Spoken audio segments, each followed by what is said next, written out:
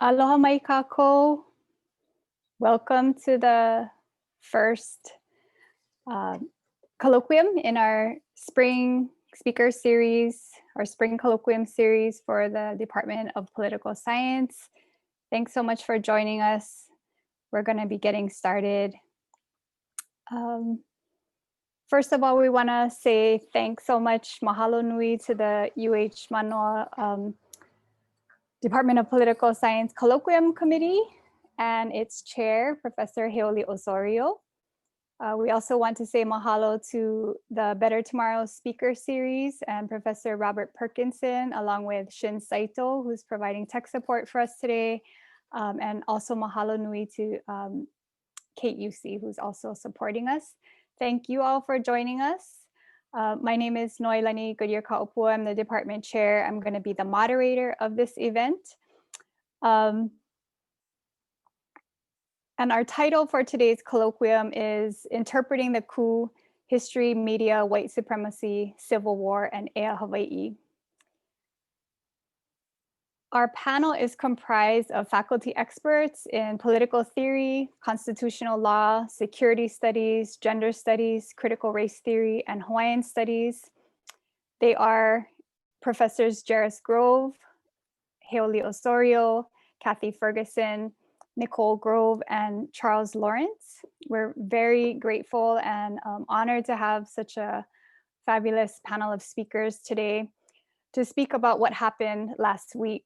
As the certification of the US presidential election was underway, the world witnessed an armed coup at the US Capitol. And in light of these events, our department felt that it was really important to organize a panel to help our campus and our broader communities think about what happened on January 6th, as well as the past and the futures that are related to this spectacle of violence. So I'm going to open up the panel today by giving some brief comments and taking us back to that day of January 6th. And then our esteemed panelists will start the presentations. They'll be offering short comments in the order that they were introduced. And after those initial presentations, the panelists will respond to one another and then to questions from the audience.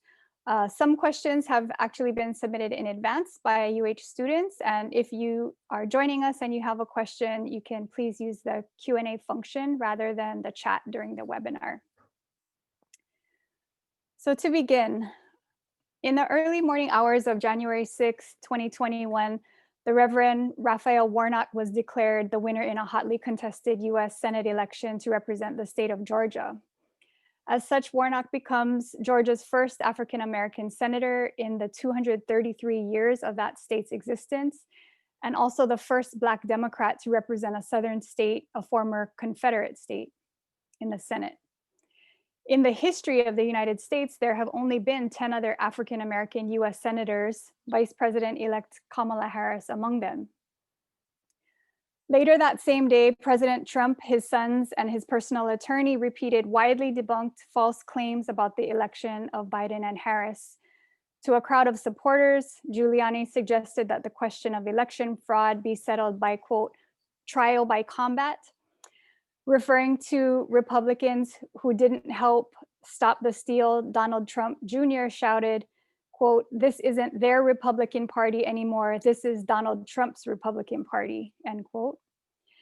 And in his hour-long incitement of the crowd, President Trump repeated lies about ballot counting in several states, calling the surges for Biden in Pennsylvania, Michigan, and Georgia, quote, explosions of bullshit. He then urged the crowd, you will never take back our country with weakness. You have to show strength. We are going to the Capitol, end quote. So as we all know, within the next hour, a mob stormed the Capitol building, violently breaking down doors, shattering windows, hurling physical blows and racist epithets at police officers of color, brandishing nooses, signs, and t-shirts with messages such as murder the media, civil war, Camp Auschwitz, and 6MWE. Pro-Trump insurrectionists described themselves as patriots. Others have described them as domestic terrorists. By the end of the day, only about 60 rioters were arrested, while nearly the same number of police officers were injured. For comparison, on June 1st, 2020 in Washington, DC, over 300 Black Lives Matter protesters were arrested and nearly 6,000 law enforcement officers, including ICE, DEA, and National Guard, were mobilized for that BLM protest. Since last week, many journalists and commentators have discussed, on one hand, the military-grade gear of some of the January 6th coup participants, and on the other hand, the lack of adequate preparedness by Capitol Police. Professor of sociology and expert on policing, Professor Rashawn Ray, explains that a limited amount of personnel is deployed only because a threat is not viewed as credible. He writes, quote, "The grossly inadequate security preparation by Capitol Police shows negligence at the least and conspiracy at the most," end quote.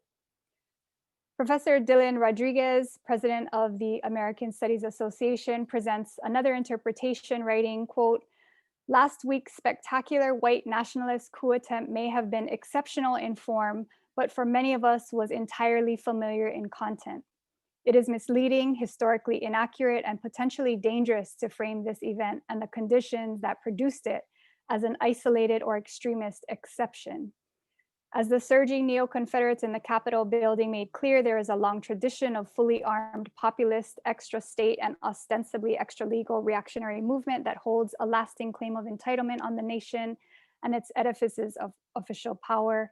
Contrary to prevailing accounts, this event was not defined by a failure of police power, but rather was a militant expression of it," end quote.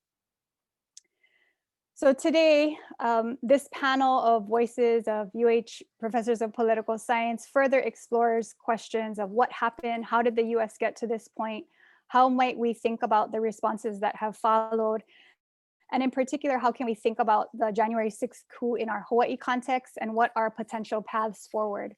So mahalo to our panelists for helping us to interpret the coup. Kicking off the talks will be Professor Jairus Grove. Thanks, Noelani, and thanks everyone who organized this. I will try to make 5 minutes. I'm gonna say some things today about why what we're witnessing is not political in the traditional sense. And the reason why is because the fight that's taking place is over what constitutes the political itself, and most importantly, who can participate in it. And those kinds of fights, those fights that are not over how to win a particular political outcome, but who should or should not be included in the national polity, I think more aptly are described as civil war, which is to say that what we face is not a political problem, but a martial problem. And what I mean by civil war, I'm going to start actually with a quote that I've thought a lot about recently. Comes at the end of Du Bois's Black Reconstruction, one of the final chapters about the end of radical Reconstruction. He says, "Radical Reconstruction, or how civil war in the South began again, indeed had never ceased, and how Black Prometheus, bound to the rock of ages by hate, hurt, and humiliation, has his vitals eaten out as they grow, yet lives and fights anyway." Du Bois was not being metaphorical. For him, the history of the United States was a history of the continuation of the Civil War by other means. By civil war, taking inspiration from Du Bois, I mean a lethal process of dehumanization as denationalization, and regime transformation such that remnants of semi-accountable rule of law, it's never been that great, but at least was semi-accountable, are replaced with increasingly authoritarian and autonomous forms of governance, meaning detached from the people or the institutions we think of as civil society or democratic control. What we are witnessing is whiteness as a form of life defined by its idealized homogeneity and superiority in a state of open, violent hostility to every other form of life. The state is one node it seeks to control in the Civil War, but far from the only node of power, as it has also targeted the structures of the economy, migration, contagion, education, and cultural production. What I want to say in particular, given the sort of media coverage, is this is not an epistemological problem for the dupes of history being controlled by fake news, meaning it's not a problem of what people know, it's not a problem of the truth. What we have is a martial problem, The position of white Christian nationalist partisans is that the vote of non-whites, et cetera, should not count. When they say the election is rigged, they don't mean that it was rigged on Super Tuesday. They mean it was rigged by the Emancipation Proclamation, it was rigged by women's suffrage, it was rigged by the Voting Rights Act, and it's continuingly to be rigged by permissive immigration. Inaccurate media stories, therefore, are not meant for them, they're meant for us. They're meant to infuriate us and quote unquote own the libs, not to brainwash the right. They know precisely what they're doing and they know precisely why they're doing it. So we need to get over the causal logic of incitement as a rationale for accountability. It didn't require much. In some sense, the order to go to the Capitol came after the planning. We now know it was months in advance. It was already going to happen. Trump's words were merely the flatulence of white supremacy. They came at the end of military digestion, not at the beginning. What we are facing is a vanguard nationalist, religious, and eugenics movement that is organized by current and former military, security, and police personnel, and followed by at least 92% of the 70 million Americans who voted for Trump, i.e. the current number who still support him and oppose impeachment. To put that in historical context, only 29% of the US population constituted the Confederacy during the first Civil War. 44% of the US constitute a pro-Trump constituency that is not deterred by the actions that took place on January 6th. The leadership is heterogeneous, but includes elected officials at every level of government and are distributed geographically in ways much more complex than the first American Civil War. They are hunting public officials and progressive leaders, including those in groups like Black Lives Matter, and they are hunting them in vastly more ways than with guns. I want to include in this that COVID policy sabotage is an open tactic of civil war and is discussed as such on the dark web. Pacific Islanders constitute 2.5% more likely fatalities, as do Latinos. African Americans and Native Americans are 2.3% more likely. Once this information became openly publicized, the position on COVID set in. Those Republicans who had been opposed to the kind of anti-mask positions suddenly accepted it as a reasonable form. 50,000 African Americans have lost their lives to COVID and mostly preventable deaths. That as a combat tactic would be declared as a success by any military. If only one of your soldiers dies for every 2.5 of your enemy's soldiers, that's considered a success. We should combine with that the fact that disability rights have been stripped from education in many states and proposed stripping at the federal level, the assault on abortion, and then of course, Steve Bannon's whiteboard, which still haunts the vanguard agenda. Closing of borders, the building of walls, Muslim bans, canceling federal funding for sanctuary cities, family separations, haphazard adoptions of non-white children to white families, law and order politics, which has been determined to be legitimate, such as the presidential assembly of a brute squad against Black Lives Matter from multiple agencies under no supervision, advocating lethal force against protesters, using military helicopters and drones against protesters. Trump has starved law enforcement of the resources and divisions to dismantle the group's mobilizing force capacity in pursuit of a martial agenda. What we saw on January 6th was only the most spectacular of a slow motion civil war, which we are, those of us who care about things like justice, anti-racism, anti-colonialism, and freedom of expression over every gender, sex, and sexuality, are currently, in many senses, in a military sense, losing in regards to the state. I want to take this seriously, not as an over-exaggeration of what's happening, but the fact that we are meant to think of all of these different events as discontinuous, as not related. But instead that we ought to see the massive incarceration of non-white bodies, the killing of people slowly through contagion, and the ways in which these are now being mobilized to take advantage of brittle institutional structures, which can no longer repel these kinds of vanguard actions. To consider that we are not beginning a civil war, but we are, as W. Du Bois said, still very much within one, and that it's reaching an intensive level where those levels of what we might think of as predictable law and order for those of us who have privilege are no longer able to make guarantees of how our government will be run. That, for me, is more than just a coup. It's a calling into question the very institutional structure of the United States government. And for all of the reasons why we should be very suspect of romanticizing the government that came before it, we still can't help but mark the kind of dramatic change that this could represent. Thanks.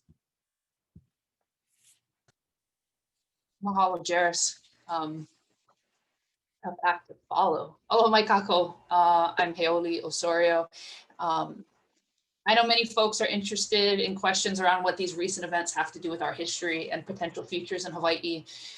So rather than spend my short time reviewing American military-enabled coups in Hawaii, which I think we should already be aware of, I'd like to spend my short time by stepping back a bit to consider how we might meaningfully respond, strategize, and organize to move forward towards collective ea, liberation for Kanaka and all of our relations beyond, while continuing, of course, to process the events of January 6th.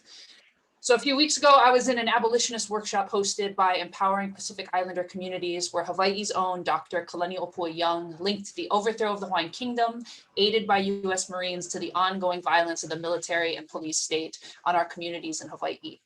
Dr. Young led me to wonder how any of us could continue to ignore the genealogies shared between those Marines who removed our queen from her throne, imprisoned her in her palace, and the boys in blue who removed our kupuna from the Alahulu kupuna, or our comrades from the streets in Hunananiho and Kalailoa. How similar this violence truly is that can remove natives from our land when we are a nuisance to the state and the progress of capital, to the same violence that allows the state of Hawaii to insist that our ohana, who are contracting COVID-19 and dying in our prisons, should not be counted or even recognized as humans among us. Kalani'opua's comments were inspiring to me because she articulated an abolitionist movement squarely within our struggle for ea in Hawaii. For those who may not know, the movement for abolition has been alive and well for decades, led by Black radical feminists. They have called for the end of the carceral state, including the abolition of the police and prisons. So what does this mean for us today? I was actually sitting in Chuck's front yard having a wonderful recorded conversation with Mari Matsuda about the role of the artist in liberation when the US Capitol was attacked, raided, and looted last week. As the mob of Nazis, Proud Boys, white supremacists, and Blue Lives Matterers stormed the US Capitol, Mari and I were in the middle of spinning mo'olelo of our beautiful futures for our people and the way our comrades, visionaries, artists, lovers of Aina would ultimately be the ones to make our ea not a dream, but a reality, not for some of us, but for all of us. We discussed how that work would require us to be courageous, principled, and deeply creative, how that work would require us to honor our connections to each other and our Aina, to abolish capitalism, the police, prisons. As we spoke, gusts of wind swept through the Manoa Valley, causing us to take pause. O ke ea o ke kanaka he makani. I know I am not alone in seeing January 6th and its violence as something wholly enabled by US empire, white supremacy, capitalism, militarism, and especially by the police. This is an important connection for me, especially because the police are, for so many of us, the personal facilitators and protectors of this violence. They are the face of empire and the state that we see and engage with on a daily basis. They enforce its maintenance at the expense of our land, our communities, and our bodies. And so perhaps the only meaningful thing I can offer today is the belief that this moment is calling for us to be courageous and creative as we envision our way forward. I believe that that courage will lead us to abolition, and that abolition will lead us to ea. I also believe the political and popular education movement necessary to bring our lahui along to abolition will be the most difficult work of my generation. So where does that leave me with my beautiful lahui? And here I speak directly with and to us, who so many are still clinging to Blue Lives Matter or back the blue flags and t-shirts made by Hawaii's finest and others. Where does that leave us with our families, with my own family and friends who insist not all cops, as if individual character somehow undoes the overall violence of the institutions they serve? I wonder how we have been changed, not just by the events of last week, but by the events of the last 4 years, of the last 4 generations. How has the increasingly visible and insidious violence of American empire carried out against our Black, Brown, Indigenous, Wahine, trans, and differently abled comrades awakened us, shaken us, inspired us to fight for something fundamentally different, better, and freer? Indigenous feminists and D-Mill activists in Hawaii have been asking us for years to imagine genuine security beyond what is offered through our militarized police states. Genuine security beyond this world where our people go hungry and unhoused during a pandemic, while the Honolulu Police Department spends $30 million on overtime, ATVs, and robot dogs. Recently, during a march for Black Lives, Joy Enomoto roused 10,000 people with her speech saying, among other brilliant things, that genuine security is when we build pu'uhonua within each other. Joy moves me to remember the summer of 2019 when our people came together to create a pu'uhonua in an effort to protect our mauna and each other from the continued encroaching violence of settler colonialism. It should be clear to us by now that the violence we fought then is born of the same ideology that enabled the violence of January 6th and the ongoing dismissing of the value of Black lives. As we move forward, I wonder how we might come together to face the truth that we are not safe in this world. And when I say we, I do not mean America, the democracy, I mean we, the people. As this empire collapses upon itself or simply adds wood to its own fire, it is up to us again to be the ones to abolish these systems that were built to kill us, remove and contain us. We must pull them up from their roots and replace them with pu'uhonua. And our people have been constructing these pu'uhonua and consecrating them for generations. Less than 2 years ago, we learned again what this process required of us. January 6th, in my mind, is yet another reminder that we must return to this work with a distinctly abolitionist perspective if we ever wish to be free. Mahalo.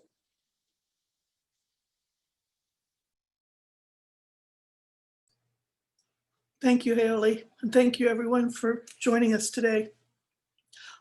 I'd like to focus my comments on one particular aspect of all this, which is what kind of thinking can we understand as being expressed, at least among some of the participants in the attempted coup and the white mob? How do you generate what many thinkers have called the big lie? And to have this conversation, we need to think intersectionally about power. You need to always have in your mind a lively image of power as a set of intersecting flows where race and gender and class and sexuality and colonialism are all intertwined with many other flows too that are context specific and are always on the move. So with that as a background, how are these things thought? What's the performativity of it? Not just what are people thinking, but how are they thinking? How are Trump and the supporters that we saw performing the coup, what's the thinking there? And the first step is to embrace what political theorists call a vertical political imaginary, a political imaginary that goes up and down.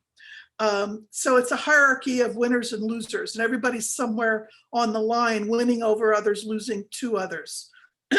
So you're always above and below somebody, but not beside them. And then what you offer to your followers, if you are Trump or the other leaders of this, is what the feminist Judith Butler calls an exhilarated form of sadism, or another feminist, Jacqueline Rose, calls promiscuity in its psychotic mode. So what is this? It's the lift, the excitement that comes from defeating the other, from humiliating the people who are below you on that vertical imaginary, mocking them, berating them, owning them. And it has to be brazen. It's done without an apology. There's lots of posing and posturing because it's all about show. And the idea is that you are entitled to take what you want. So you can take the Capitol to stop an election. You can grab women by their genitals because you can. It's useless for the rest of us to say to them, you went too far. Going too far is the point. It's the thrill of transgression that is sort of one of the engines of this. And the transgressors are playing to a world that is both excited and repelled. in excuse me, in equal measure by the unconscious forces such as lust, greed, hatred, and rage that few of us are ready to admit to, but are nonetheless being harnessed. All right, so these are the dynamics that I'm looking at. So they get channeled into the big lie. Okay, so the big lie du jour of Trump is that Biden didn't win, the election was stolen, both historically, as Jairus has pointed out, and last week. Again, ask, how does it work? Why doesn't pointing out Trump's lies stop him from lying? Excuse me, why does it stop at least his supporters from following him? Well, in order, I think, to understand that, you have to go back to the vertical imaginary and think about creating an us and a them. There's two sides, the right side, that would be his side, and everybody else in the other side. So things that seem not to be connected, what they're connected by the fact that they've been rejected by the big leader. So when Trump tweeted on April 17th, "Liberate Virginia and save your great Second Amendment," he was talking about a protest against mass. And he made it a protest against gun control in his tweet. And some of us thought, well, he's confused, or what's that got to do with it? That's not the point. The point is that this way of conceptualizing the world profitably mixes a variety of unlike things, because everything that isn't in his group is in the other group. And then you go about it with repetition. You say it over and over. Muslims are terrorists, Hillary's emails, climate change is a hoax, the pandemic is just the flu, Mexico will pay for the wall, etc., etc., etc. You just say it over and over and over. And you do it to audiences that are primed to accept it. So that when the campaign stops, elicit these screaming supporters, and the crowd uses their body language, their facial expressions, their chanting to express their love of these big lies.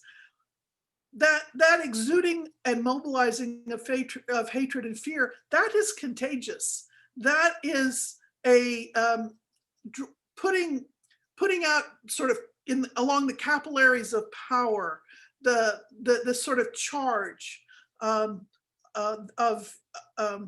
fascism. And then you have to have a scapegoat.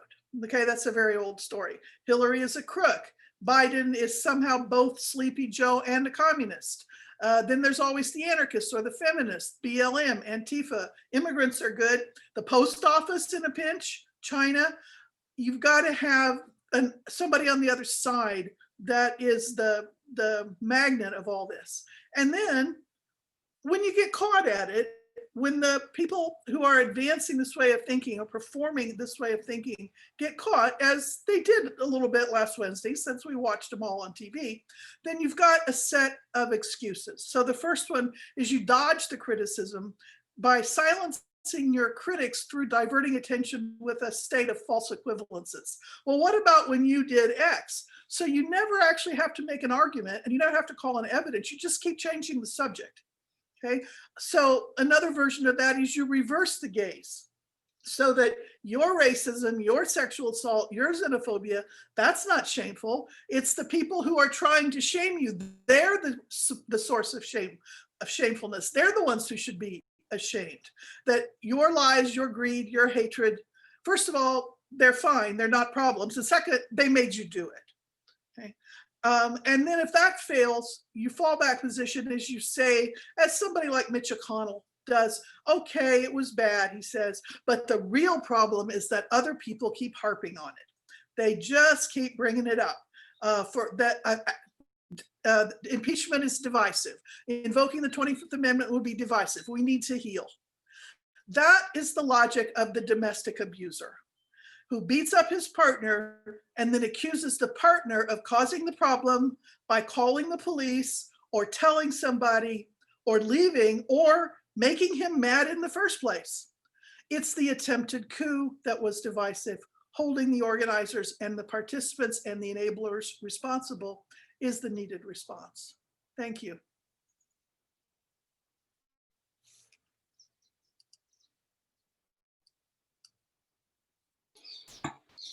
And now I believe it's Nicole's turn. Thanks, Kathy. Thanks, everyone. I want to thank my colleagues in particular for the invitation and for their leadership in putting this all together, and to everyone who's joined us today. What I'd like to do for the time that I have to speak is talk a bit about what has been referred to as this great deplatforming of Trump on social media. And some of the questions and the issues that have been raised around this after this very violent act that has transpired at the Capitol, which we know was fueled by and organized on many of these same platforms. So just to give some context, what's happened over the last few days is that Trump has been permanently banned from a number of social media platforms, including Twitter and Facebook, and a number of others. There's been a purging of QAnon pages, and where one can still find them, there are new content warnings attached to them. Stop the Steal is no longer a searchable term or searchable phrase on Facebook any longer. Payment processing platforms have cut ties with Trump and his campaign. And then there's Parler, which is the right-wing alternative to Twitter, and where a number of Trump supporters had planned to migrate to after all of these bans. You know, this was dropped by Google and Apple, as well as Amazon Web Services, which hosted Parler. So the reasons that were given for this suspension, which later became permanent bans, were that Trump had violated rules glorifying violence and that his tweets were likely to encourage or inspire people to commit criminal acts after the riot at the Capitol. And we also know that Trump has been regularly using these platforms, and in particular Twitter, to broadcast violent messaging about or to the extremist right.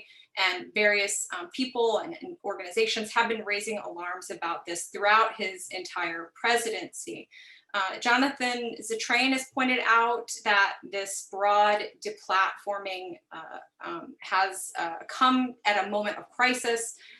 There's been an attempted coup by a sitting president, possibly members of Congress involved. That's being investigated now. And they've all been pushing false information about the integrity of the election. They voted against certifying the election, and they've certainly been fanning the flames of this riot for months previous to it happening. So we can say right off the bat, that this is a very, I think, profound demonstration of the powers of these corporations and platforms to be able to interrupt this president's most immediate line to his base. Line of communication to his base.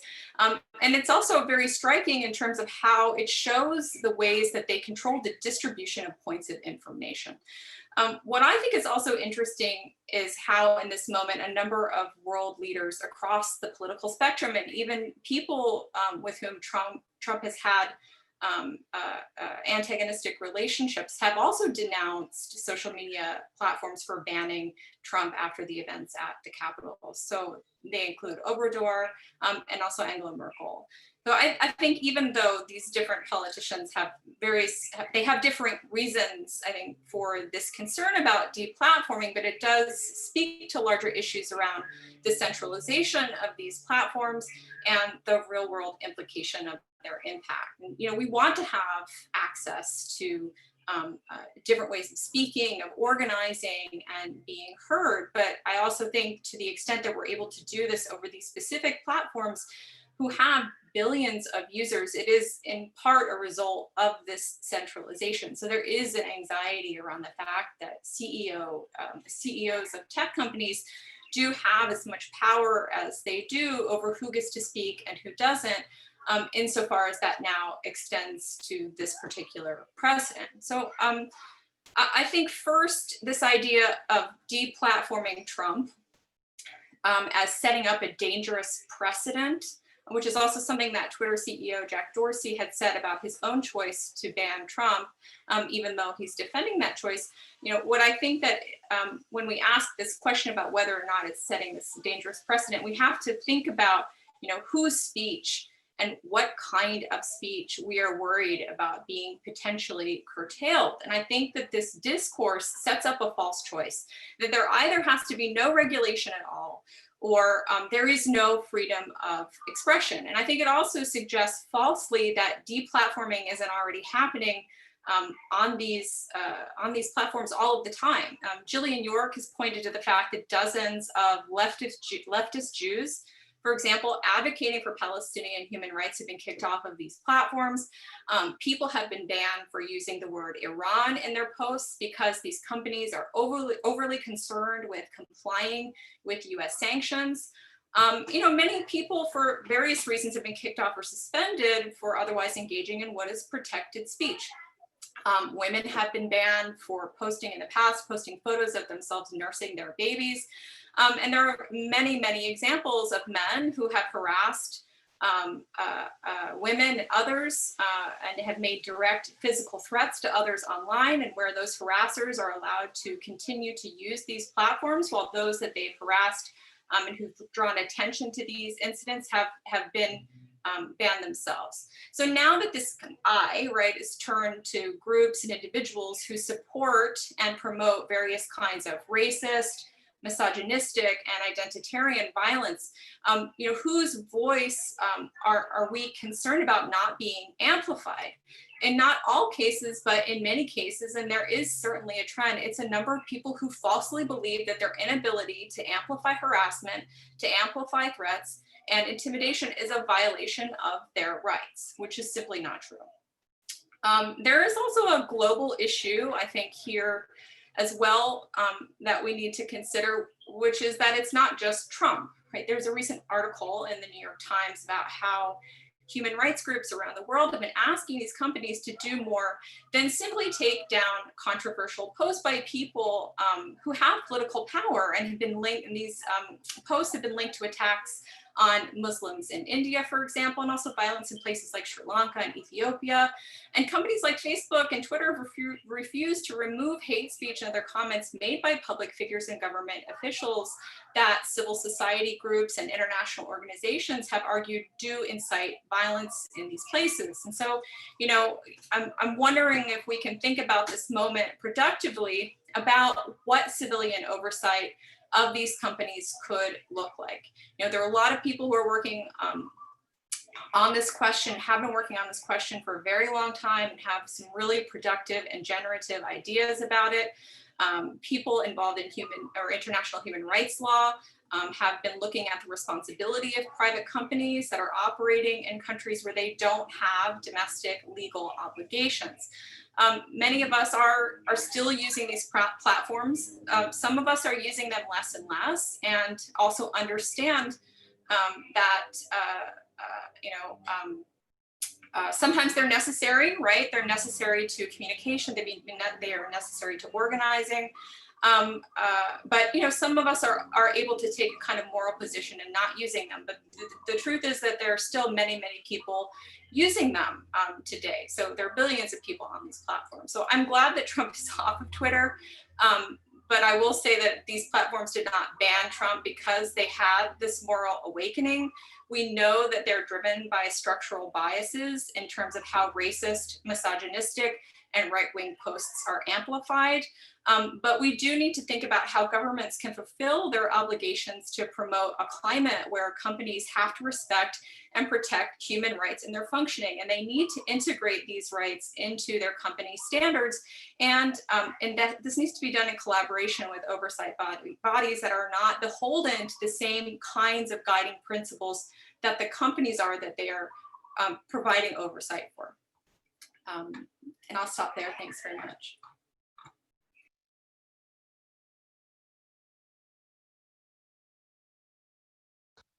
We can't hear you, Chuck. You're still muted.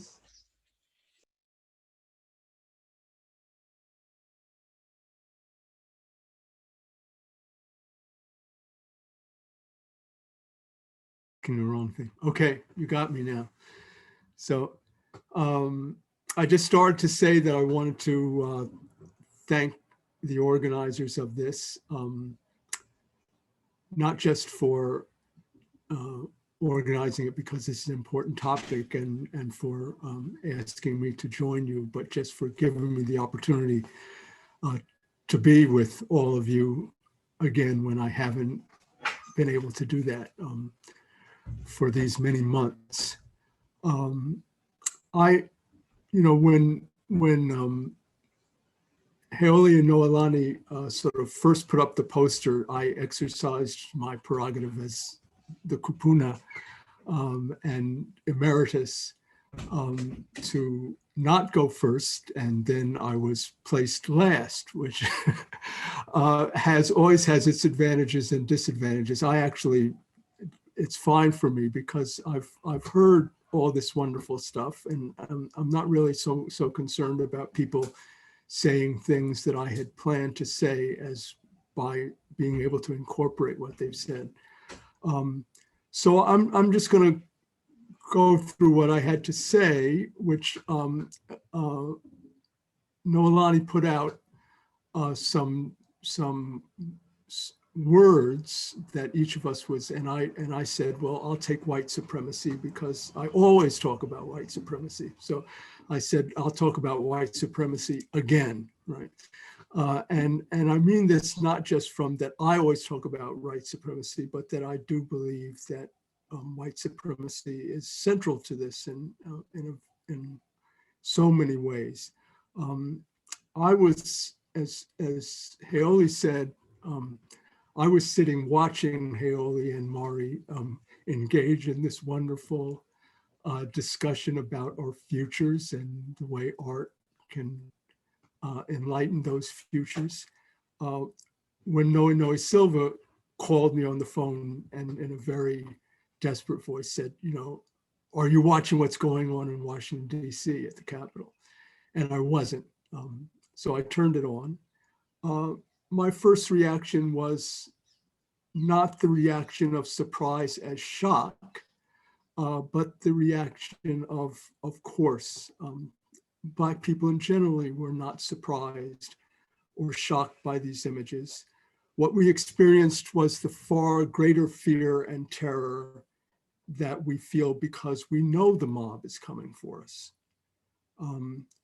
When they've told us that they're coming for us, when they've told us that if you move into this neighborhood, if you go to register to vote, if you organize for a living wage or speak out against the master or look the wrong way at the mistress or run for office, we will come for you. We knew this mob would come. They told us they were coming, and they told us why.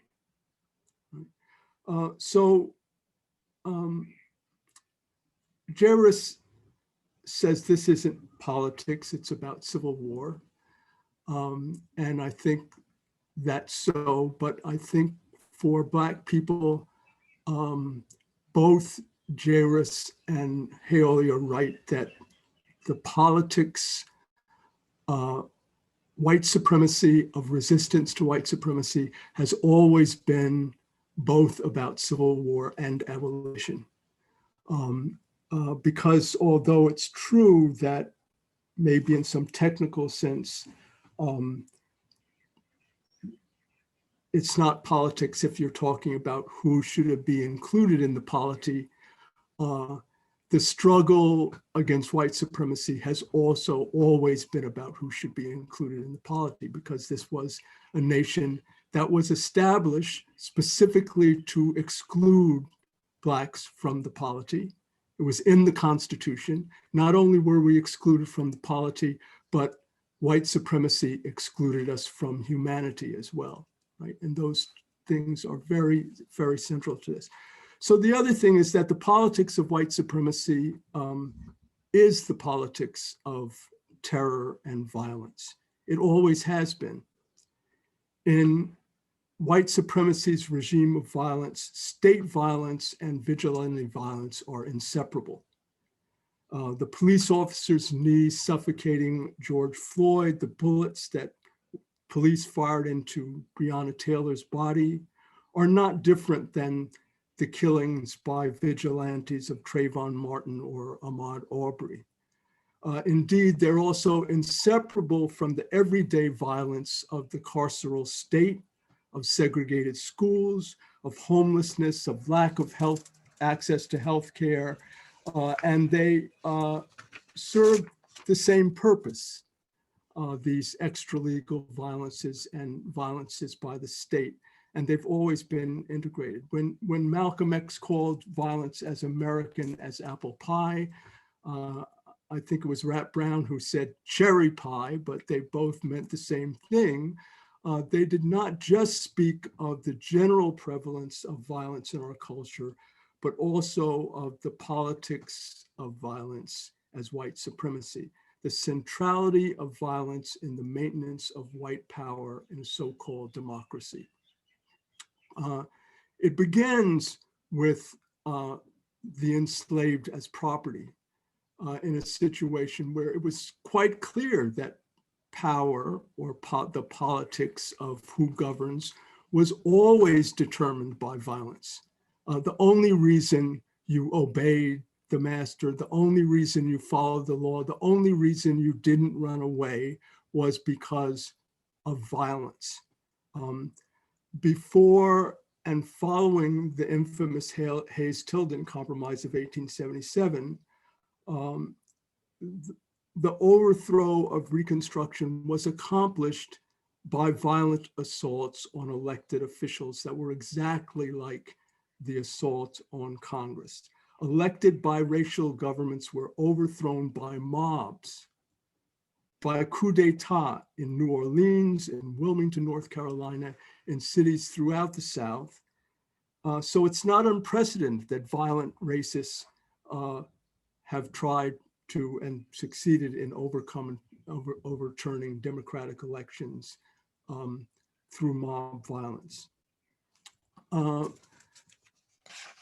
I think the next thing I want to talk about in relationship to violence and white supremacy in this situation, in some ways is related to Kathy's remarks, in that she asked this question about why the lie of fraudulent election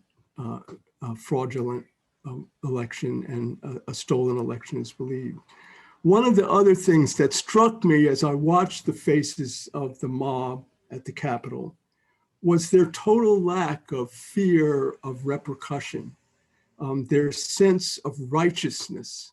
You know, they were patriots, righteous warriors preventing a stolen election. This mob did not see themselves as criminal or outlaw. They believed they were God's army, crusaders marching against infidels, reclaiming what was rightfully theirs. And we see this in, again, in the overthrow of Reconstruction governments. Trump claimed that he had won the election in a landslide when he lost by over 11 million votes.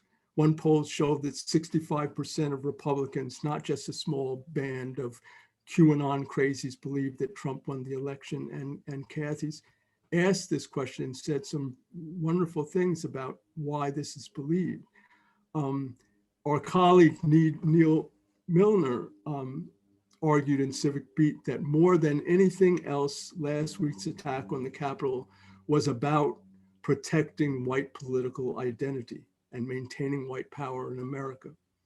Some have argued that this, belief in this lie about the fraudulent election is the result, is the product of media silos and the internet and conspiracy theories that have made these people ignorant or uninformed or uneducated, that this is why they believe that Trump lies about the election fraud. But these claims of a stolen election, I think, reveal a deeper, more profound belief system that America is a white nation. This is the meaning of white nationalism. It does not matter that Biden got more votes, because all of those Black and brown votes in Philadelphia, in Detroit, in Atlanta, in Phoenix were fraudulent. They were essentially fraudulent because America is white, and real non-fraudulent Americans are white. We hear this in all of the border wall, racialization of xenophobia by Trump. And we hear it in the birther conspiracy that starts out Trump's campaign. Obama was not really an American and therefore could not be president. Black people are actually aliens in a certain way.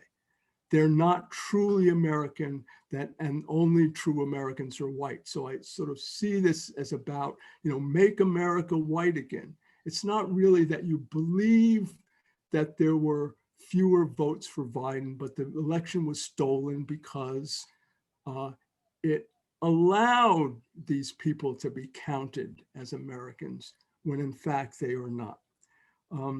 In New Orleans in 1874, when the White League staged an uprising against a biracial government of Louisiana, they proclaimed, "Let the white man rule. This is a white republic." Right? And that's really what's going on here. Armed whites in the South could not accept the idea of African Americans as fellow citizens or their votes as being legitimate.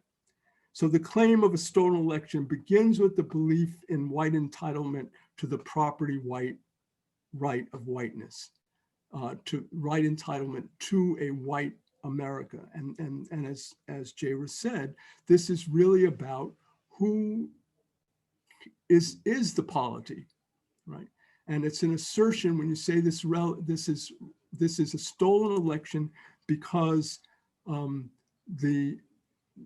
the polity, the right to be a part of the polity has been stolen.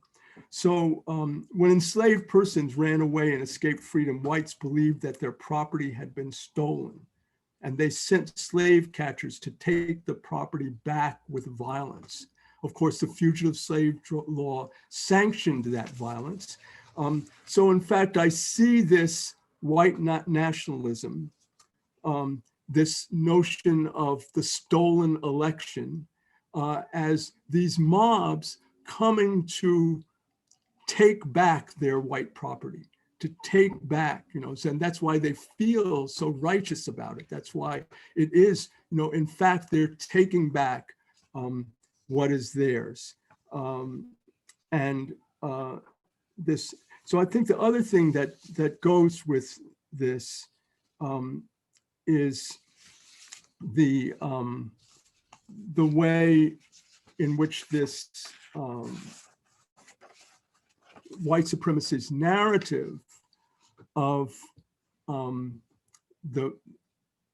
this being fraudulent because America, this democracy should be white people, goes together with the narrative of Black and brown people's inferiority, their inability to govern themselves, that the reason that this is a white nation in white supremacy and the reason why Blacks and other people of color are excluded from the nation in white nationalism is justified not by violence, not by the fact that we're just violently excluding them from participation, from being part of the polity, but it's justified by their inability to govern themselves, by their inferiority that makes them people who are unable to govern themselves. And we see this, not just in the domestic situation in the mainland United States, but in all of white supremacy's imperialism. Certainly in the, that when Haley talks about Mauna Kea, this notion that the protectors at Mauna Kea were violent usurpers of white property, rather than the other way around, right? That it actually was the violence that had stolen the property, right? And these were peaceful claims for freedom. It really so parallels this notion of the stolen slave property that now we are making this claim to, and I think it also shows this inseparability of state violence and vigilante violence, that really it's the same thing. So to think about this mob, this Trump mob, as exceptional, as extra legal, and not see the ways that in fact they're enforcing the same structures, and that the state and the vigilantes just hand these back and forth, and that even these Republicans in Congress that are claiming that they're condemning this now are very clear about the ways in which they're about the same project here for excluding these people. And of course, it becomes more and more, I think the last thing I want to say about this is that this election that occurred, that we got the results of on the same day, and it was so amazing. Here we were, I was just so keyed up, that we had won this election in Georgia, and then we didn't even hear about it because this assault just overcame it in the news. But of course, they're directly interrelated, right? That of course you need the violence when people have taken all the things in the legal violence, the legal structures violence that have excluded you from participation in the polity, and you've overcome those, right? Then one has to do exactly what they did in response to Reconstruction, attack the very institutions, claim they're fraudulent, take this thing from the right. So I think I want to close with that, because I think in some ways it also looks to the future, that that what's yes, we're involved in a civil war. Yes, we're involved in abolition. Yes, that has to continue. Yes, that's exactly what Stacey Abrams and these people were doing when they were saying, we're not going to try to convince these people to come. We're going to organize ourselves, and we're going to demand that we put people in government who will understand that we need abolition, right? That we need to get rid of all of these kinds of violence that are used to exclude people from participation in the polity, to exclude people from self-governance, to exclude people from sovereignty over themselves, right? And that's why I see white supremacy again. Mahalo, Chuck. Thank you so much, Nicole, Kathy, Heoli, Jairus, for everything that you've shared with us. We have about half an hour left in the time together, and there are a ton of really great questions. So I'm going to ask the panelists what you think about me tossing out some of the questions to you, or do you want to say anything in response to one another before we get to that? Toss out some questions. Toss out some questions. Okay, great. Incorporate all of it together. Yeah, I'm going to try to weave as many as I can, because there really are. And if you have a chance to look in the Q&A section, some really thoughtful questions. But as I had said in our initial emails publicizing the event, we want to first of all prioritize some questions that have come from students. So I'm going to start with these questions that are related and had been submitted from students in advance. So there's sort of three interrelated questions. I'll just read them all together. What does the storming of the US Capitol and overwhelming division among the US population mean for efforts working toward the occupation of Hawaii by the US? How much longer does the panel believe the US can exist in its current form, keeping in mind those internal divisions, runaway financial debt, its overstretched military?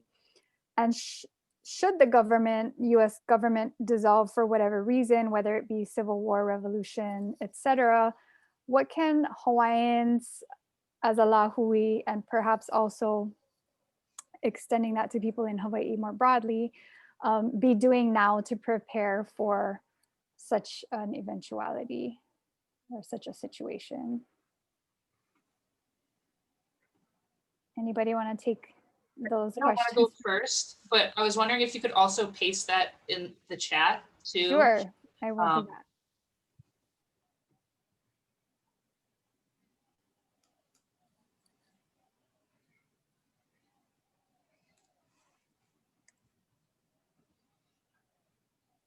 Give an order you want us to go in? You. Any order you all want, it's fine. Drawing the short straw. I'll try to go quick. I think that Hawaiian independence is the only path for Hawaiian survival. There are a couple of reasons for it, and I can just really quickly try to address some of the concerns that Heather, Aubrey, John, Leah, Deanne, and Jane Bennett had in the questions, which I think are actually really related. Jane said, did I think that the military buildup in the capital and other capitals was an effective strategy? And I think the answer is no. I think it actually is a self-fulfilling prophecy to produce exactly what, because I absolutely agree with Chuck, this is an ongoing civil war. I don't think this is new. I also don't think we've ever had quote unquote normal politics in the United States, right? We've always only had martial politics. But the civil war that's taking place, and I think this is where Hawaiian independence becomes really important, isn't just between white nationalism and people of color. It's also between what I think of as actually a breaking point that's happening between white democratic nationalism, which thought it could have democracy and enslavement together in various forms, and neo-monarchical evangelical white nationalism, which thinks that the experiment of democracy needs to be dismantled. And so in that respect, there's a kind of three-way civil war that's taking place, right? There's a division within white supremacy over what kinds of institutions are effective modes of control for the people that were never meant to be part of the political.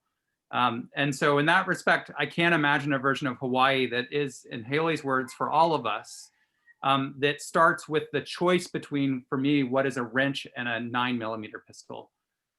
Like the question is like, which one do you want to be killed with? And I think the only answer is neither.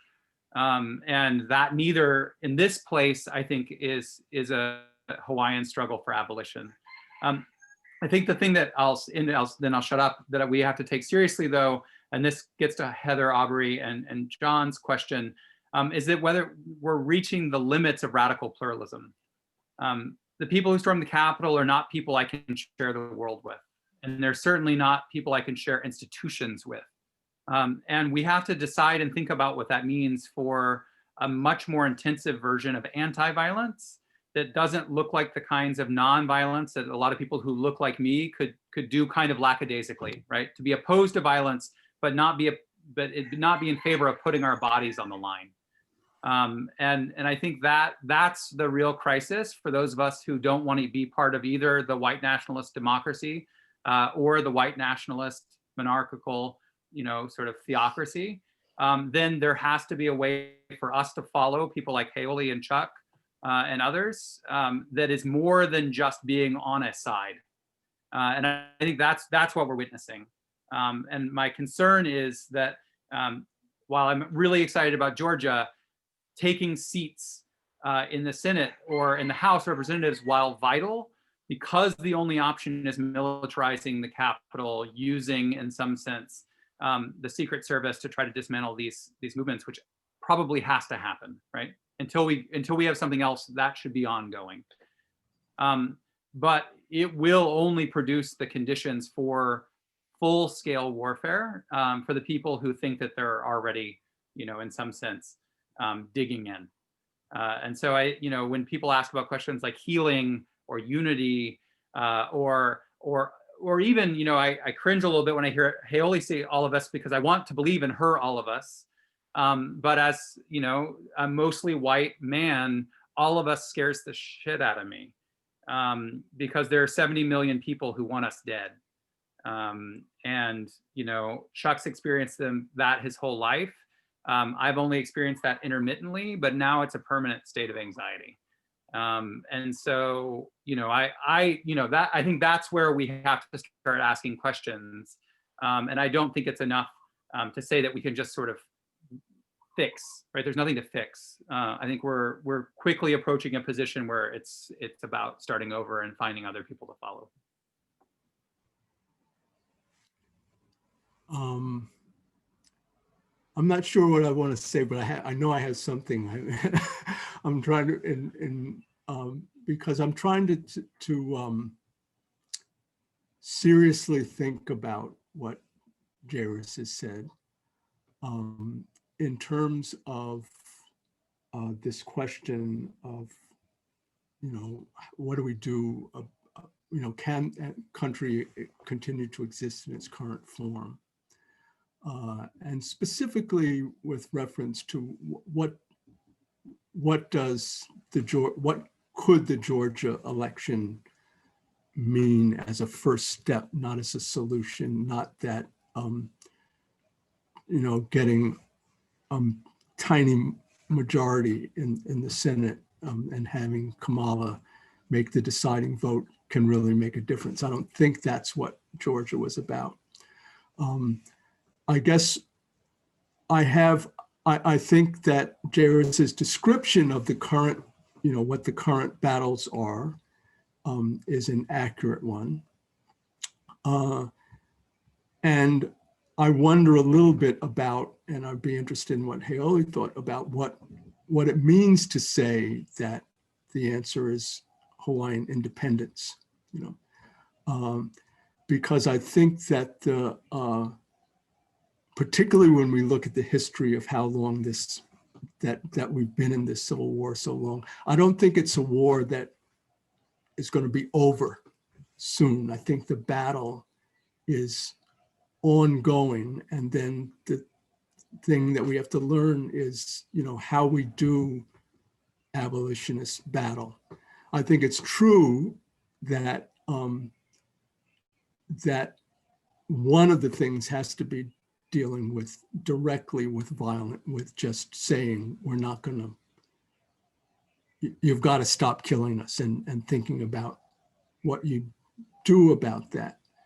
And that in the short run, we have to, that the state has to, part of abolition has to be mobilizing the state not only to stop killing us, but to stop other people from killing us.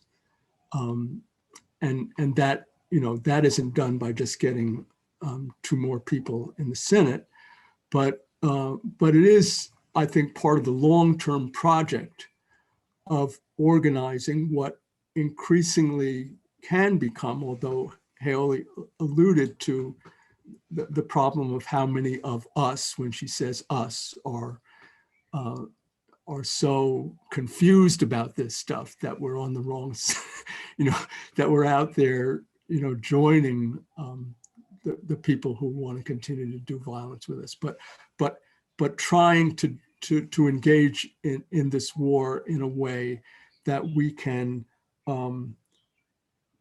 change the current form in a way that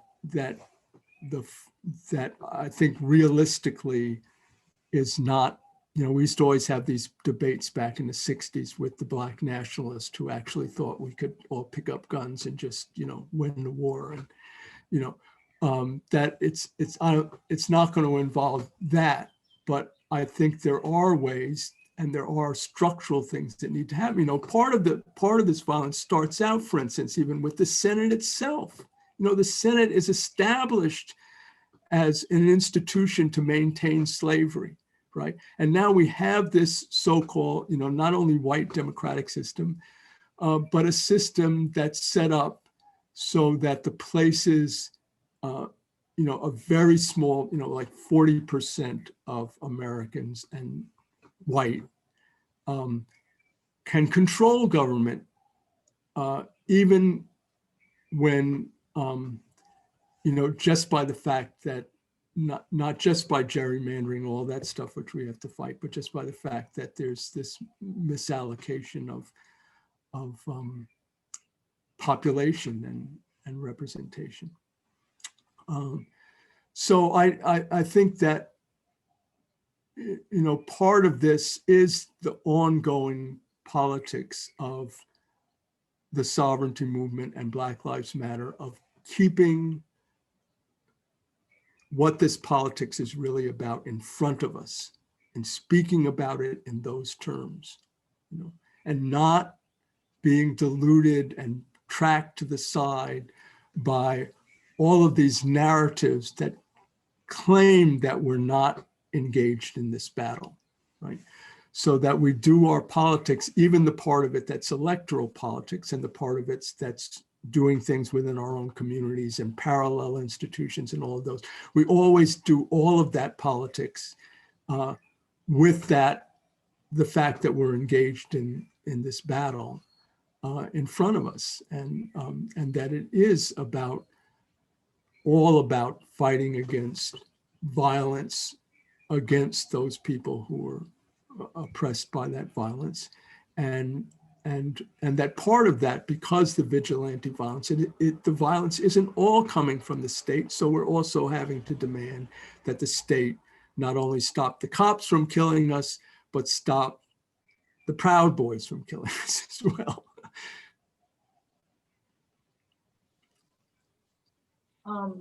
I can jump in here a bit because my name has been evoked, but also because, as always, you both give me a lot. I mean, everyone who spoke today has given me a lot to think about, and especially in this moment where I was so afraid to speak today because I'm so much in the activity of processing, not just January 6th, but like my whole life as a Native person, and I'm just always processing what that means. The question I really have in this moment, and it's, I'm going to answer a question with more questions. I'm really curious what deoccupation means in this moment without a serious and collective engagement on decolonization. I'm like very curious on what that actually offers us right now. And while, like Jairus, I think an inevitable freeing future for Hawaii is an independent Hawaii, I am also very cautious of the way that we talk about independence and deoccupation in Hawaii, because I don't think we talk enough about what that aupuni, what that government is going to look like. And I spend most of my time actually thinking about the lahui, thinking about the people rather than the actual government, because I think I think it's more interesting to think about people and think about the way that we create and relate to each other and the world that we are going to bring into being. So in thinking about this question, I'm trying to find it. What does the U.S. storming of the U.S. Capitol and overwhelming division amongst U.S. mean as we continue to work towards deoccupation in Hawaii? I think it means we need to not just think about deoccupation. I think it's obvious, it's already been obvious before January 6th that this is not a healthy relationship between Hawaii and the United States, that we are not fed or given life through this relationship. But I also want us to be really intentional about how we understand how white supremacy and patriarchy are structures not just held up by the United States and not just held up by white folks and men, but those same very ideas and structures are present in some of the ways that the kingdom itself is organized. And so while I do believe that we as a lahui have created magic when we move our occupiers out of the way, and I'm thinking specifically of the pu'uhonua, which is right behind me, that we created when we just refused the frame of the state and said, this is our aina, we are going to protect this aina. And within a matter of weeks, we were able to feed our community and house our community and give health to our community and educate our community. There's power in that, stepping beyond that frame. And in a sense, that's like for me, like a mini act of deoccupation.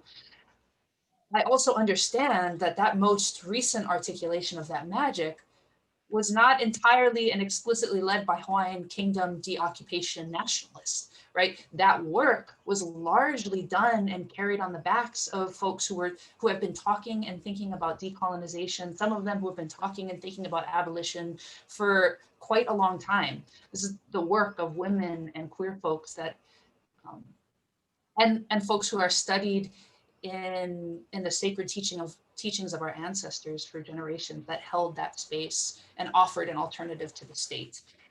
So I want us to be thinking about that when we ask ourselves, should the US government dissolve for whatever reason? right? Whatever reason, how do we prepare? I think we prepare by understanding that there is so much more work to be done within the Lahui beyond just the occupation. And we need work that puts our focus on what is the future beyond after the occupation? What do we do the day after the military is gone? And what do we do leading up into the day that the US military is gone to prepare ourselves to not create the same violences that we have known for our whole lives? My whole life has been dictated by settler colonialism in the fake state of Hawaii, right? This is how I understand governance to operate. What do we need to do between now and when they pack their bags and leave?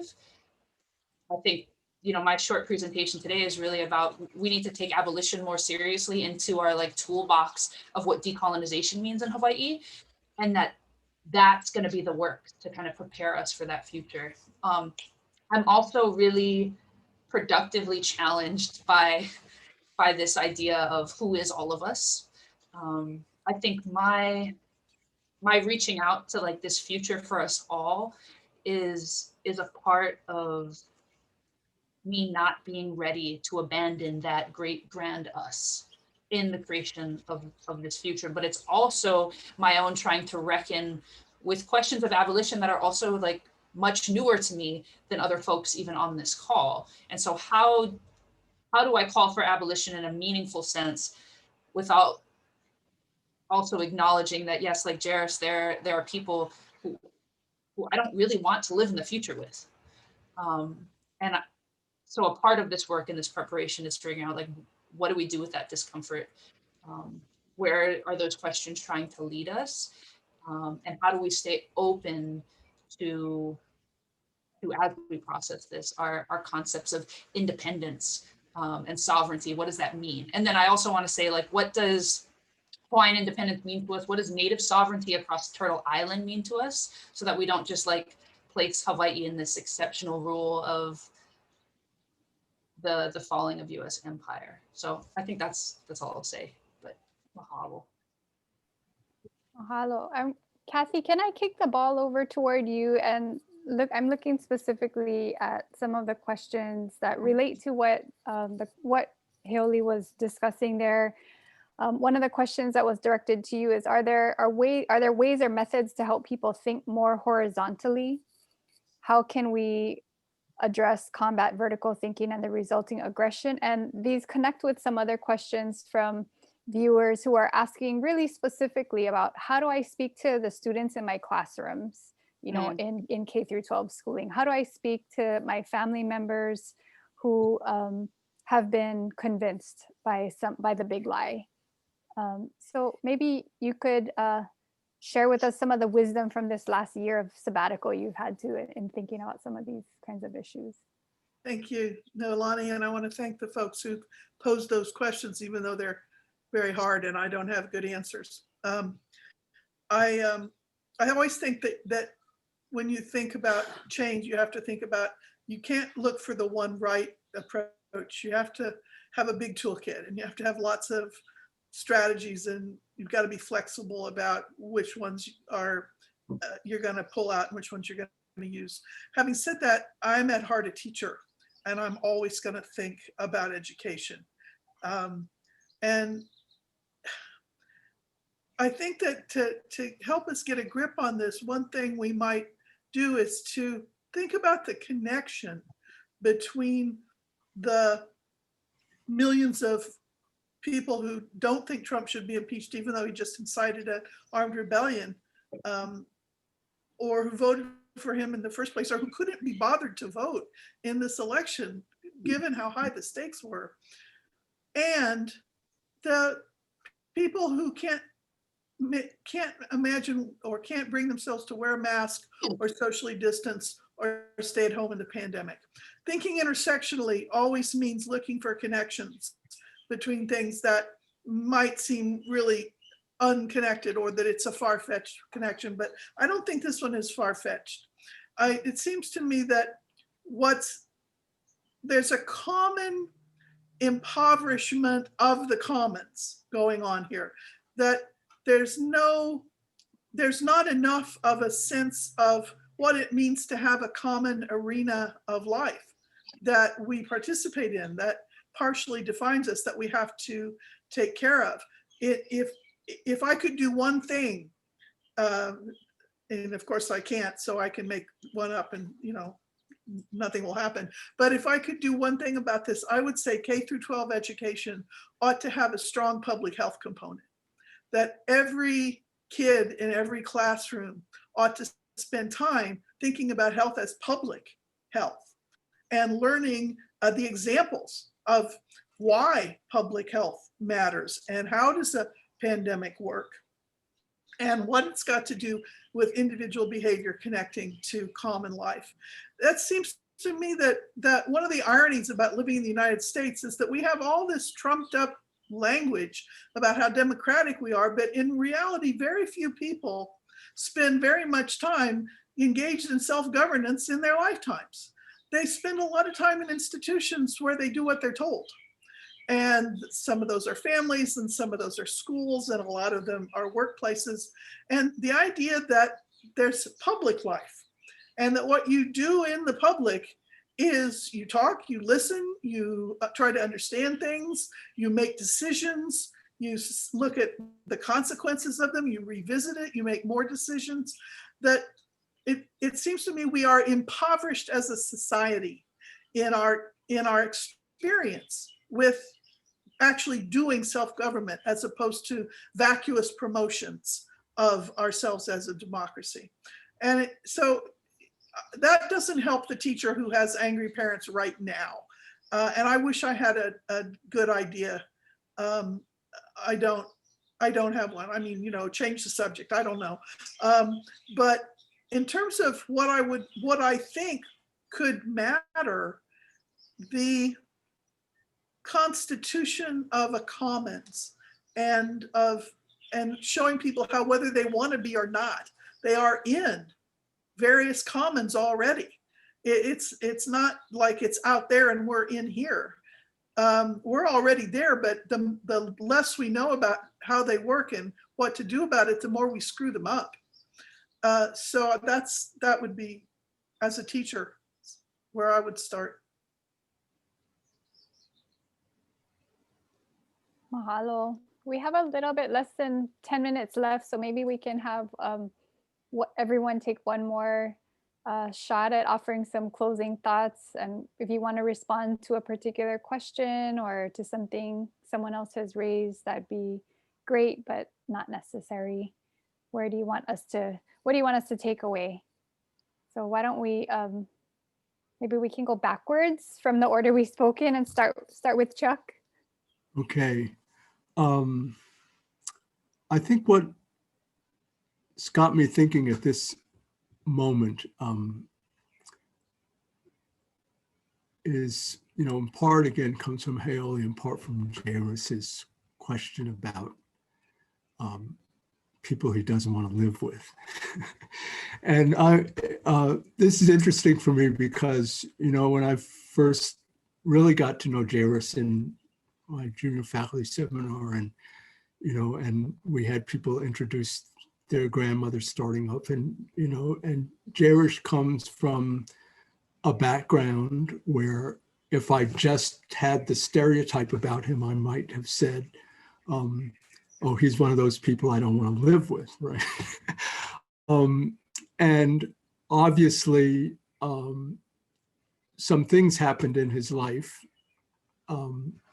to make him a person that I want to make part of my lahui, right? So, you know, so one of the things I'm, you know, that I think about in terms of fighting, you know, colonialism and is how much of this work, how much of the battle really does involve the kind of teaching Kathy's talking about, the kind of trying to really engage, not in saying, let's, you know, not the kind of thing that Mitch McConnell is calling from, let's heal by just giving in to these people who want to keep things the same. But there's a guy George Gohl, who does a lot of, he sort of made his main mission organizing with the poor white folks that he grew up with, and really keeps calling on people and actually talking about successful versions of this, back in the 60s when we kicked white folks out of SNCC, but we didn't kick them out of the movement. We said, no, go and work with, your own communities. So I think, part of this is thinking about how both within communities of color, within, that even these things that Heoli talks about in terms of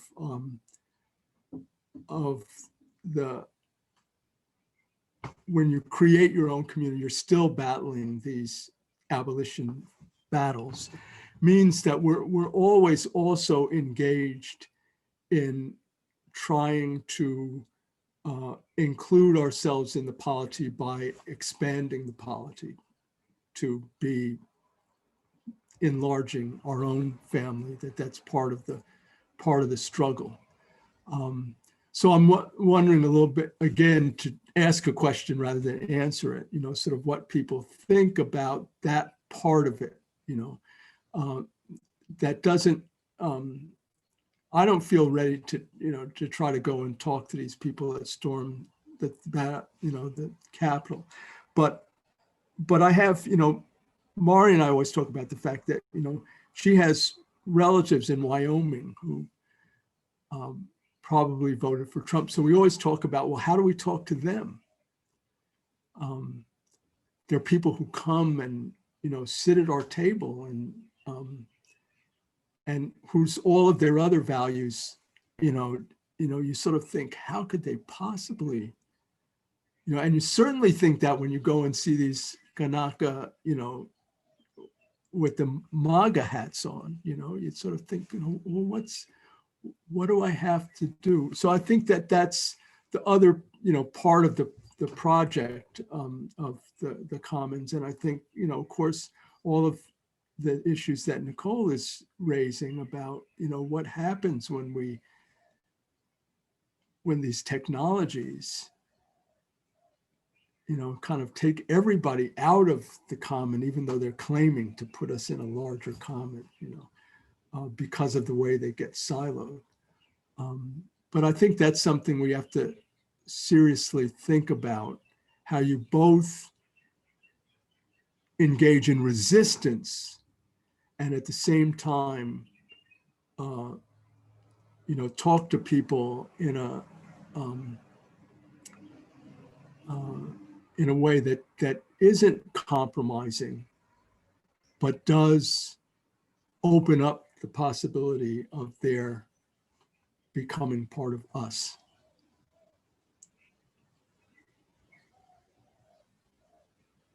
Mahalo, Chuck. Nicole? Yeah, just, I guess, in closing, I would just say that I really appreciate the conversation we've been having about how to work with the people that we care about to try to creatively disengage from a kind of possessive or erotic investment in carcerality and in punishment. And I think this is part of the project of abolition. I think of abolition as a verb, as something that we have to engage imaginatively and in response to the world and in response to these events. And I do think we don't have to have all the answers right now about what that looks like. And I think we, I think that we come to some ideas about what that could look like through our relationships with one another, which are very challenging, but also, it's obviously demonstrated here, really beautiful. So I just want to thank you all for the opportunity to be able to hear your thoughts about that. And yeah, that's it. Thanks, Nicole. I think Kathy? Yeah, thank you. Thanks, my fellow panelists and everyone who asked questions and who joined us today. I was laughing a bit as Chuck was talking Because Chuck, if I'd been introducing myself in that seminar, you would have not wanted me there either. My family comes from Indiana, and I'm still close to people who voted for Trump and are, they're my family.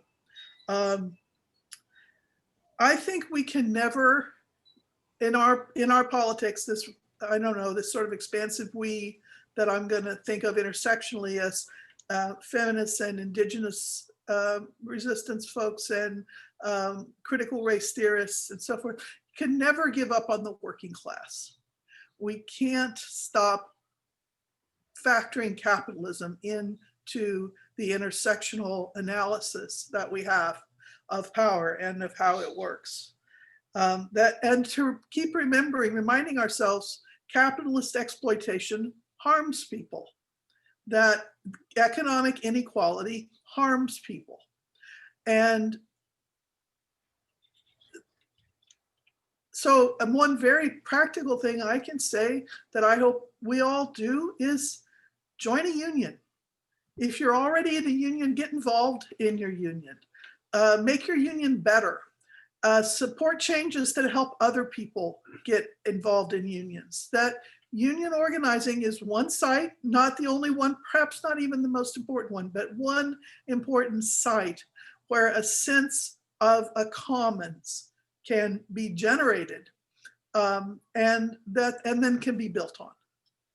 So that's my thought.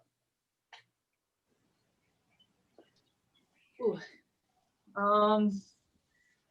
This is my least favorite part, when I have to come up with something to leave people with that is inspiring and beautiful after all that we've talked about today. I feel really lucky at this point. I'm surrounded by so many great allies who will call non-Kanaka more seriously to the task of Hawaiian independence in Ea, that I don't have to end with that call. And so instead, I can talk to my people, and I can talk to my lahui. I do this work because I love you. I think about these things and I talk about these things because I love our kupuna, because I love our aina, because I love the future I see for us. And if and when I imagine a future for everyone, the all of us, that so many, like I am still afraid of so many of the all of us, it is only because I love you all so much. Because I have seen, even in my short lifetime, how much we can be transformed. And I imagine the people in my life, people like my grandfather, who passed away 2 years ago, who I love with my entire body. I imagine the conversations I could have had with him today, knowing that during my lifetime, he was anti-Black, he was anti-Muslim, he was not wholly for this idea of Hawaiian sovereignty, but I also believed that he could be transformed. And so I want to sincerely invite all of us, the Kanaka on this call, the Kanaka on YouTube, to be more active participants in the creation of our future. I want to invite us to see these connections between anti-Blackness, empire, the carceral state, and the occupation of our land, that which has destroyed our land and destroyed our relationship to each other. And I want us to imagine what freedom from these violence will require of us, seriously, what that will require of us to do, what we will have to shed from our own limitations in our mind from what is possible. And then I want us to be courageous in that pursuit of freedom. I want us to get to work together. So I'll just leave it at that. I love you all and everyone on the panel. I love you folks. I feel so lucky to be in a department that wants to have these conversations, that needs to have these conversations. And so, mahalo.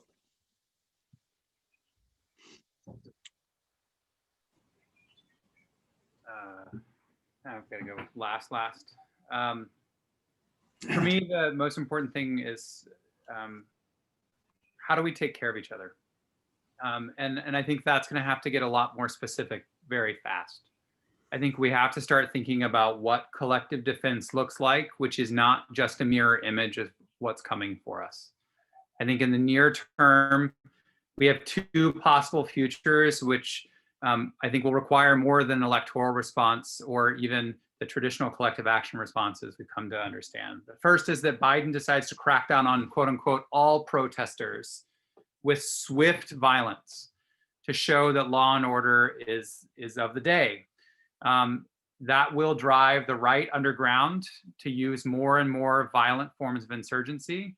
And for those of us committed to nonviolence and justice, it will lead to the massive incarceration of the leadership that's shown righteousness in Black Lives Matter, Hawaii fights for freedom, self-determination all over the planet. That one scares me a lot. And I think it requires all of us to put pressure on the government that's a success to stop that from happening. But that one's gonna be hard. The second possible future is the state does nothing. You know, they say, oh, these people are just a couple, and I'll quote someone I spoke to, a couple of knuckleheads, right? They were sort of outliers. They're not really the whole movement. In which case, I think that the right will take back the government during the midterms. I think they're likely to take the presidency back, and it's likely to continue to metastasize. I mean, I agree we can't give up in some sense on people who are on the fence, but I also think that one of the things about going through incredibly abusive relationships is knowing when it's not your job to redeem the people abusing you. Some people aren't redeemable.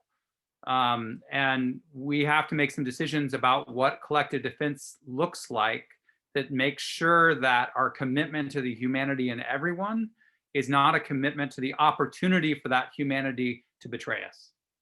And I think that's the hardest question we'll have politically and ethically in the next, I fear, 6 months.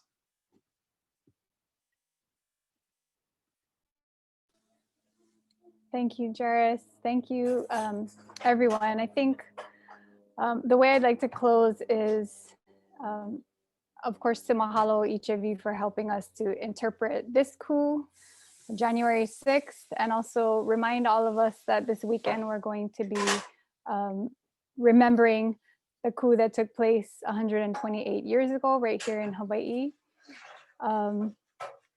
when a small armed militia of white supremacist elites backed by the US military sought to usurp government from Heolimeleikalani and the Hawaiian kingdom and its people.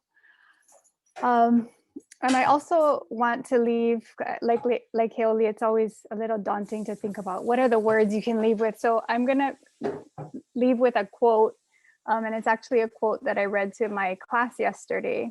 So this is Kamokila Campbell, a Wahine Aloha Aina, who was speaking at the opening of the new Hawaii State Legislature in 1960. So right at the birth of the state of Hawaii.